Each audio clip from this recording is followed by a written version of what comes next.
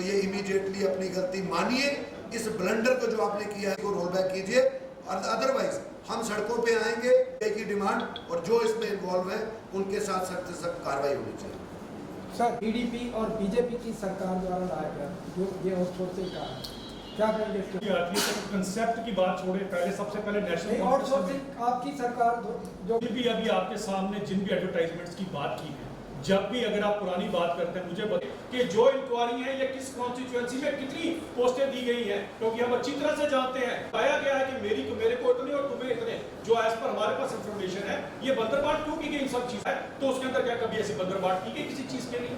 सबका साथ सबका विकास का मतलब क्या है कि मुझे याद है एक्स साहब को याद होगा, चीफ सेक्रेटरी साहब थे मेहता साहब, उन्होंने कहा था अपनी पहली अपॉइंटमेंट लेटर नहीं थी। ये एक बहुत बड़ा काला इतिहास है और इसके अंदर पूरी, मैं तो कहता हूँ इंक्वायरी आज तक जितनी वो कौन करवाता रहा? कभी पूछा किसी के ऊपर सरकार से? कभी किसी ने किसी को पूछा?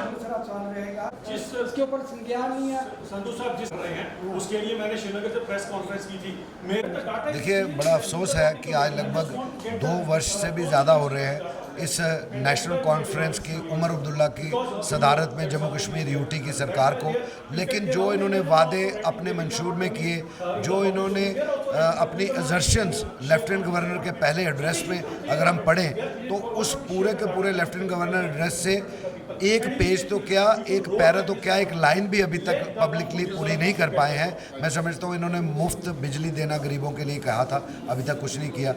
और तो और महिलाओं को मुफ्त एलपीजी सिलेंडर्स देने की बात की थी, वो नहीं दी। आज आप देखिए कि 24 से 25 हज़ार नौकरियां भाई भतीजावाद बंदरवांट के तहत इन्होंने ऐसी तरीके से की, ऐसे चंद ठेकेदार लाए जिनको एक कंपनी शो करके और अपनी बिना मर्जी के, बिना किसी क्राइटेरिया के कम से कम 24 से 25 हज़ार नौकरियां जो हैं इन्होंने अपने रिश्तेदारों को दे दी, जो बीजेपी बिल्कुल बर्दाश्त नहीं करेगी। भारतीय जनता पार्टी पढ़े लिखे नौजवान जम्मू कश्मीर के जो हैं उनके साथ खड़ी है।